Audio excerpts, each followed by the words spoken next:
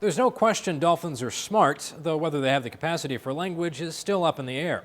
But a new study shows they may have their own unique names and call out for each other when they're in trouble. It's a feat called referential communication, with learned signals, being able to learn an object's unique name and then use that name accurately. The study builds on a 2006 paper showing dolphins use unique whistling sounds to identify themselves. Researchers recorded wild dolphins who were out of sight of each other while trapped in nets. They found the dolphins would call out each other's unique whistles. Take a listen as one dolphin calls his own unique whistle. And a second dolphin responds using the same tones. Birds are known to mimic each other's songs, but it's an aggressive territorial behavior.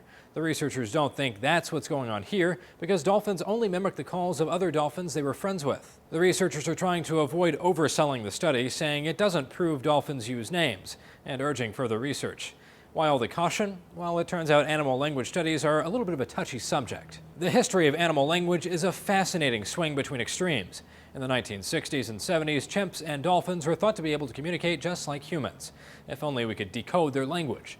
That led to efforts to teach gorillas sign language, to study the syntax of dolphin whistles, even attempts to raise a chimpanzee like a human child, all to pull off a Dr. Dolittle and talk to the animals.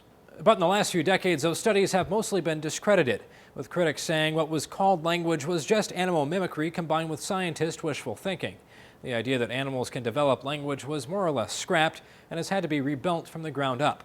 So it's a bit of a step down to go from thinking dolphins have a whole complex language to questioning whether they can learn each other's names. But a writer for Wired reminds us just because we don't officially recognize complex thought in whales and dolphins doesn't mean it's not there. The researchers plan to keep testing the idea by showing how dolphins react to hearing their own call played back to them. For Newsy, I'm Zach Toombs. Multiple sources, a broader view.